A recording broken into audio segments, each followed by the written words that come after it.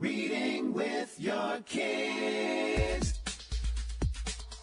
Hola, ni hao, konnichiwa, assalamu alaikum, shalom, mahaba, mormuluwanji, namaste, jumbo, bienvenidos. Hi, my name is Jedley, and this is the Reading with Your Kids podcast. We are coming to you from the beautiful neighborhood of Reedville in the southwest corner of Boston, Massachusetts. We are so delighted and so very honored that you join us in our mission to help all families grow closer through reading. Please be sure to tell all of your family and friends about the show, and please be sure to subscribe to the show in the iHeartRadio app, on Spotify, Apple Podcasts, Amazon Music, Stradio, wherever you find your podcast. Our guest today is Lynne Cox. She is here to celebrate Yoshi, Sea Turtle Genius.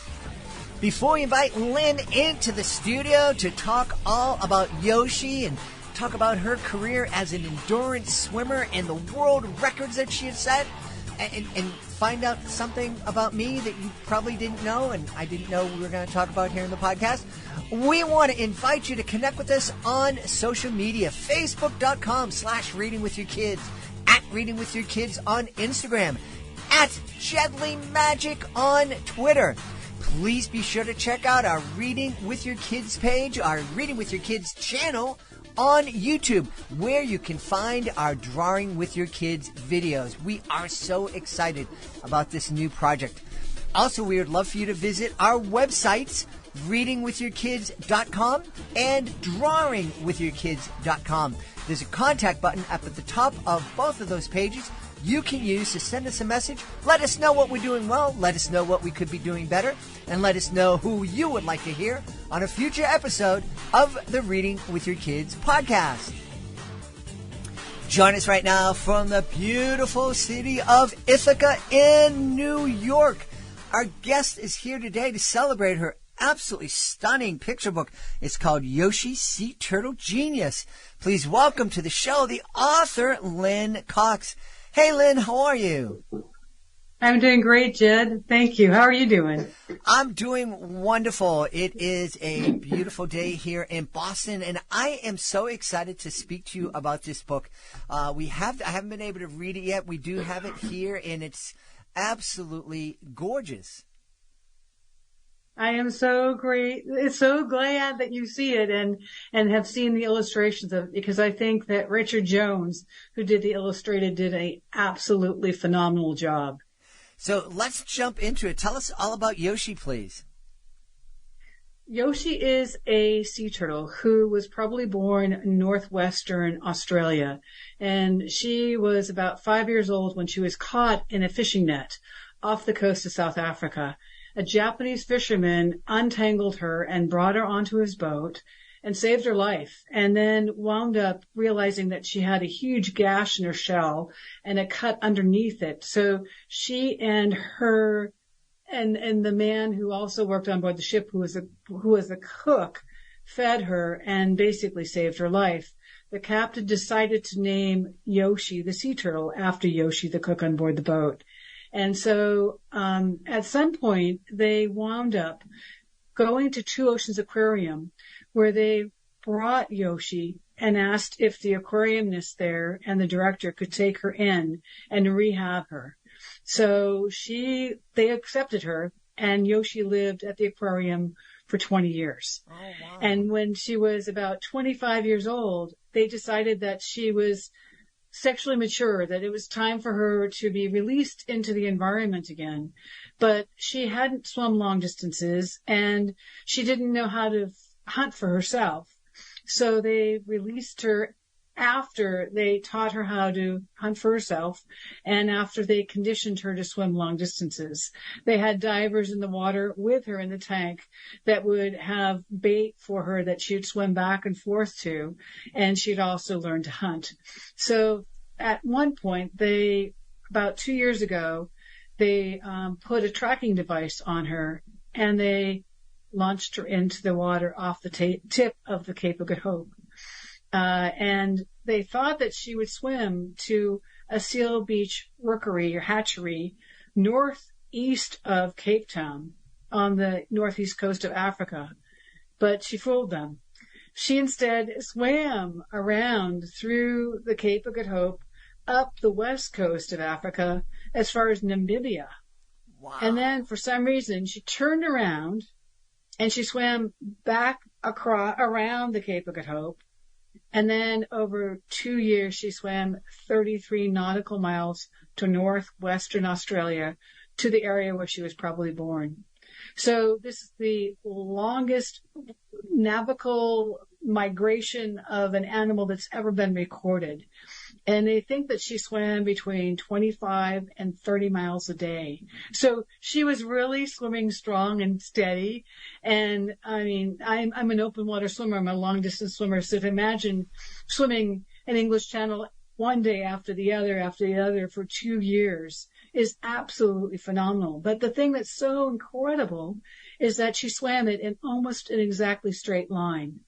And the way she did it was to use the magnetic force of the earth, and she felt that.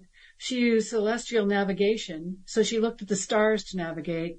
And then she was also able to use the wave height, length, and distance to triangulate and use that as a way to stay on course.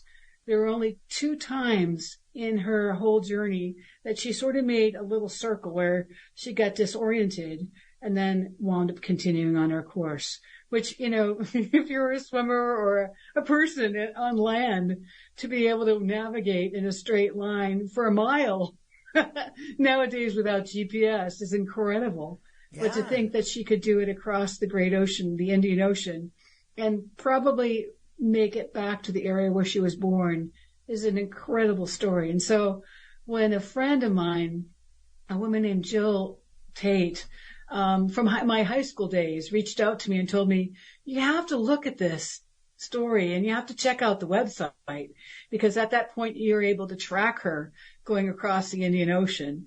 I was just amazed and thought, I have to find out more. So over the course of basically 2 years, I compiled all kinds of research and contacted the aquarium, Two Oceans Aquarium in South Africa in Cape Town, and asked all kinds of questions about, you know, how do they train her and where did she swim and how did they rehab her from her injury and where is she now? And so what I was able to do is then write this children's book, pretty much for ages 4 to 8 or 3 to 9, about her, and to include scientific information that's very accessible to this wide range of kids. But it's also a book that I have a number of friends actually all around the world who have read the book, who are adults, and they've enjoyed the story. But the pictures, Richard Jones is the British illustrator, and his work is so incredible. He has this sense of water and transparency and opaqueness and bright colors that I think are enchanting, that just will draw you into the story. And so I do not have children, but have sat down with friends and friends' kids, and they love to look at the illustrations. And so that makes me so happy, because you know, sometimes when you write a book, the illustrations aren't quite what you hope them to be. Mm-hmm. And I think it's also a great way to be able to introduce reading to a child, because they are engaged in the pictures and they're seeing the words on the page, and they're seeing the different colors of words on the page too. Mm-hmm. Plus the turtle. And one of the things that I think was so exciting was to imagine a young child reading this book and seeing this tiny little turtle in this great ocean environment, and realizing that within themselves it's this mighty little turtle too. Mm-hmm. That we know, in a sense, we have that ability to do extraordinary things. And so I wanted to make the turtle really relevant or relatable to the child. That's there's so much to talk about there. So the trip from South Africa to Australia, I think you said 33,000 miles? Right, 33,000 miles. That's across the Indian Ocean. That's just, it's... I'm sorry, kilometers, 33,000 kilometers across the Indian Ocean, from the tip of South Africa to northwestern Australia. It's unbelievable. It's just amazing. And I've encountered down in Puerto Rico, when I was out on a boat sailing, going from one island to the other, we encountered a couple of sea turtles, and they're just spectacular creatures. They're just absolutely beautiful. And to think that they have the ability to, I mean, you're talking about using the magnetics of the poles and the stars and the height of the waves, and it's like doing calculus while he's swimming across all these miles. Exactly. Like So that's why exactly right. And that's why I called her Yoshi Sea Turtle Genius. Mm-hmm. Because, you might look at a reptile or you might look at a little turtle and go, they're just little creatures that hang out in shells and poke out their head, or they're flippers and swim. And big deal.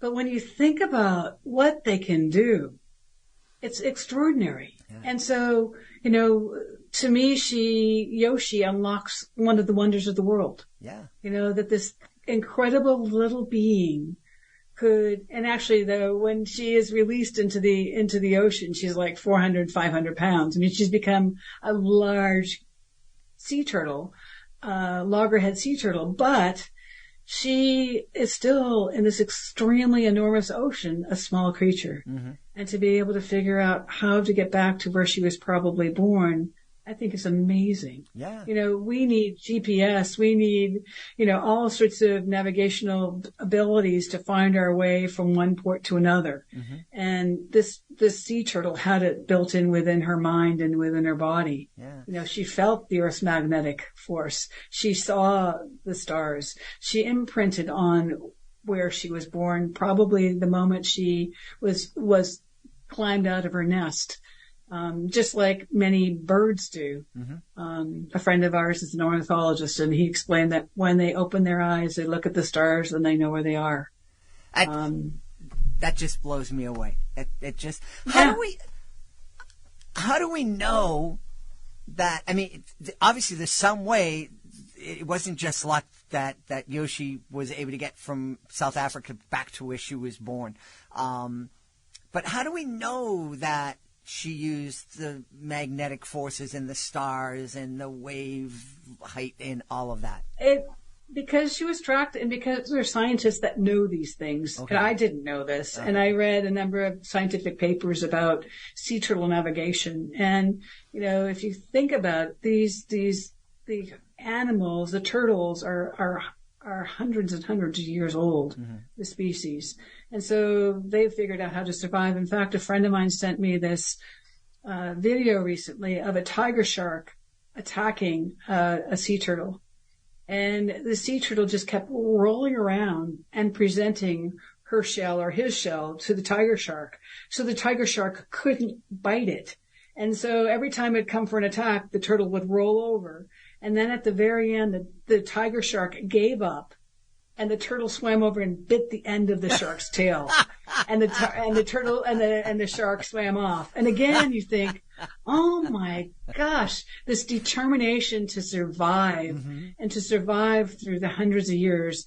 And so, I think that one of the things that's happening around the world now is that there are people that are realizing that, very small numbers of sea turtles, when they hatch, survive and make it into the waters. And so I was in Costa Rica, and there on the beach when a whole group of sea turtles were hatching. So we were tasked with standing there and watching them and making sure they weren't picked off by birds or by people or anything. And there are so many people nowadays that are very aware of, let's make sure the sea turtles survive. And, in Hawaii, Hanu, sea turtles are spiritual animals for many of the Hawaiian peoples. Mm-hmm. And so that itself is so amazing and wonderful, too. I mean, that you can bring in that part of the story. Yeah. Yes. I'm glad you mentioned the perilous way that sea turtles are come into the world, that they have to make that mad dash across the beach in hopes that they'll make it to the water and survive, and so many of them don't. Right. And then that's part of nature, but because of the human impact on nature, they're less surviving. And so I think that that's why there are sea turtle rescue places in Florida and Costa Rica and all around the world where people are now trying to make sure that if the sea turtles are hatching, they make it into the water. And if a sea turtle is injured, there are more aquariums that can take them in and take care of them. Two Oceans Aquarium that accepted Yoshi had never worked with a sea turtle before. So they were learning as they were going. And they learned so much from working with Yoshi over 20 years' time. And since then, they have taken in all sorts of other sea turtles and rescued them as well. So, I think that this is like applaud the humans, say that there are people that are doing really good in the world. Yeah. And this is an example of how good that can be, you know? Yeah, absolutely. Absolutely. Hey, before we run out of time, and we do have some time, I want to talk to you about your swimming. I mean, you have an amazing achievements, and I think we should acknowledge that. Tell us a little bit more. How did you get into swimming, and not only just swimming a few laps in the pool, but across the English Channel and swimming for miles and kilometers, and it just incredible. Well, actually, my parents really wanted me and my siblings to be water safe. And so they started us learning to swim in the bathtub at home, blowing bubbles and kicking our feet. And then my grandfather was a really great swimmer in Maine. And so we would go visit him and my grandmother, and swim in Snow Pond near Waterville, Maine. And that was a family sport. And my dad was a physician, and he really thought that swimming would be very healthy for all of us. So that became our family sport. But my coach, when I was 14 years old, realized that I had an ability to swim really long distances. And so when I was 14, I swam from Catalina Island off the coast of California to the mainland with a group of kids. It was 27 miles, and it took us 12 and a half hours to do it. My goal, though, was really at that point to swim across the English Channel. So I talked to my parents and asked them if they would support me in that goal, and they helped me. And my coach adapted the workouts to the ocean. So when I was 15 years old, I swam the English Channel and broke the world record for men and for women. And then a man from Springfield, Massachusetts named Davis Hart broke my time that year. So I went back the following year, and I swam 33 miles and wound up breaking his time by 20 minutes. And then I decided, you can keep doing the same thing over and over again, but what do you learn from that? So I started doing swims that had never been done before, like the Cape of Good Hope, the Strait of Magellan. And then I just swim across the Bering Strait to open the border and promote peace between the United States and, at that time, the Soviet Union. One of the key things, though, for this book about Yoshi was that because I had become the first person to swim around the Cape of Good Hope, I'd experienced what it was like to swim through the waves offshore and what it was like to look up and see zebras and other wild animals on shore. And I was also able to look down through the water in the Atlantic Ocean and see the kelp forests and see the fish there, and then swim around the Cape of Good Hope into the ocean, Indian Ocean, and watch the water temperature change from about 70 degrees to about 56 degrees. I mean, the other way around, where it got so warm, but you could look down and see coral and you could see all kinds of fish. So when I wrote Yoshi, I was able to talk about the different water environments, that just at that tip of South Africa, that dividing line, you can have a separation of two oceans and two extremely different environments that Richard Jones illustrated so well. But you also can look on shore and see the animals, the wild animals of Africa. So it was so much fun to be able to write about that and then see all of it come to life through Richard's illustrations. Yeah. It's incredible. You're talking about, where the two oceans meet.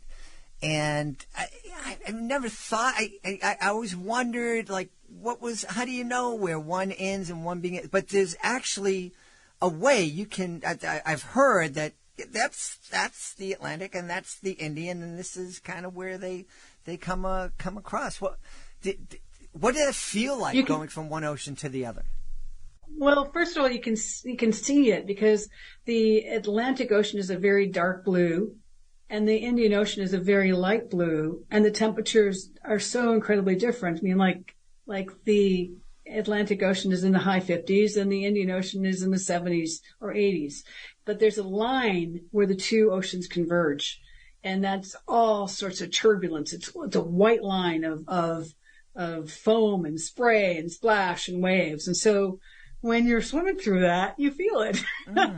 You get bounced around like you're on a roller coaster. You know, you're twisting and turning and suddenly you're feeling like a hollowing out of the water where you don't have anything to pull. And then suddenly you're being pushed by a current and you're working your way around it. So it was an exciting place to swim, but also, you know, it was very potentially dangerous because back then there were lots of great white sharks. And so I had with me basically the special forces team from the Cape Town Police Department who were with me. One of them at a time would hold onto a rope and watch the water and have a spear gun in his hand. And if a shark came for me, he would have to shoot the shark or I would have to get out of the water. And it turned out that as I was coming around the Cape and I was about 400 meters from finishing the swim, a 12-foot shark called a bronze whaler, a migratory shark from the Red Sea, came down and came up through the kelp for me. And Doug had to shoot the shark in the dorsal fin. And the shark turned and bit the spear and pulled it out of its fin and swam off. But it was a very, exciting swim, but it also showed that I had the right crew with me. And actually the first book I wrote was called Swimming to Antarctica, and it chronicles the Cape of Good Hope and many of the other adventures. And then the second book I wrote is called Grayson, and it's about a baby whale that got lost off the coast of California while I was training. And it's a happy story that's been translated into 23 languages, and it's been used in schools all around the world, and also a lot in book clubs. So it's been really exciting to be able to have these different experiences and to be able to share them with readers. And one of the best comments anyone ever told me is, when I read your book, Swimming to Antarctica, and you were going to swim in Antarctic waters, I had to put an Afghan on because I was so cold. And that's what I really want to do, is to take the reader and immerse them in that experience so that they feel it, see it, are part of it. And I think that that's what I strive to do. And I think that's what a friend of mine who's a great writer told me, that is a goal of a writer, to bring the reader into the story and to have them experience it. Yeah. Well, I tell you, I was about to put up my hoodie when you were talking about swimming in Maine, because I'm in Boston and I know what the temperature of the water is up here, and it's mighty cold. And it is. And I'll be honest with you, I was married 32, almost 33 years ago, and it was my first time visiting Puerto Rico and the Caribbean. And once I swam in that water, I said, there's no reason for me to get back in the water up in New England at all, ever again. And I've never been back. That makes sense to me, but there are many of us now that enjoy swimming in cooler waters. And there's been all sorts of research recently about how beneficial it is for your psyche, for your physical being. And so there are more people around the world that are swimming all through winter. There are a group in Boston too that they pretty much go for little dips, but they go in and do it. And then there's a group in Chicago that I've heard about that will swim in Lake Michigan, and there are mobile saunas so that they come out after a swim when they go into the sauna. So it's kind of crazy, but I think that it also breaks that long, cold winter. And gives something for people to do as a group, and they all enjoy hot drinks or food afterwards. Well, I'm glad that you're here, not only talking about Yoshi, but also talking about your experience in swimming, because I think swimming is such a great exercise, and it's something that we can all do, and it is so beneficial for kids. And I was a lifeguard for many years, and certainly never swam out to Catalina Island or even thought about swimming the English Channel and then going from one ocean to another. It was like, no. But I love swimming. I love being in the water. I love being in warm water. But I want to encourage everybody out there. It's never too late to learn how to swim, and it's a beautiful thing. And it's also, as your parents knew, it's real important to help our kids learn how to swim so they can be safe. Yes, it is. And I love that you were a lifeguard, and you probably still are no matter what. When you go to a waterway, you're probably still scanning the water to make sure people are okay. Yeah, it's built in. Yeah. Yep. Yeah. Yes, yeah, indeed. We have a pool here in at our home, and yeah, that's what I do. That's what I do. Well, I think partly too why I wrote Yoshi was to encourage kids to swim, but also start that idea of, a turtle can swim. And then maybe there's a segue to, well, maybe I could swim too. Mm-hmm. So the idea, the thought, and then the behavior follows. Yeah. And I think that the idea though too is that if parents are not afraid of the water, they then help kids not be afraid of the water. But if it's the other way around, then it becomes difficult sometimes to teach kids to swim. So in the past, I taught swimming a lot, and I often taught swimming to grandkids. And then the grandparents would say, well, I think I should learn to swim now too. And it was the grandkids that inspired the grandparents to do it. That's beautiful. Hey, I know people are going to want to know where they can go to find out more about Yoshi, Sea Turtle Genius, and also find out more about you, because your website has all sorts of information about the books and your swimming and you. And let everybody know where they should go, please. It would be great if they would go to www.lynnecox.com, and it's LYNNECOX. And it will tell you more about Yoshi and all the other 7 books that I've written and more about my background. We've had a great time speaking to the author of Yoshi, Sea Turtle Genius. Our guest has been Lynne Cox. Lynne, thanks so very, very much for being with us. Thank you, Jed. It's been really a lot of fun. Please be sure to join us for the next episode of the Reading with Your Kids podcast. If you like to laugh, you absolutely can't miss this episode. Amy Dykman and Jen Harney are on to celebrate their incredibly fun and funny picture book, How Dinosaurs Went Extinct, a safety guide. It's hilarious. I had so much fun. I mean, I just said hello, and then our guest took over. You don't want to miss it. That's the next episode of the podcast. I want to thank the folks who made today's show so wonderful. Of course, I want to start by thanking our guest, Lynne Cox. Please be sure to check out Yoshi, Sea Turtle Genius. I want to thank my incredible team, Fatima Khan, Rory Grady, Jordan Saley, Stephanie Davila, Will Cheever, Cassandra Masonet, Sabrina Wu. I want to thank my beautiful wife for all the support she gives me. Most of all, we all want to thank you. Thank you so much for taking the time to join us today. And as always, thank you so very much for taking the time to make the world a better place by reading with your kids. I'll be looking for you in the next edition of the Reading with Your Kids podcast.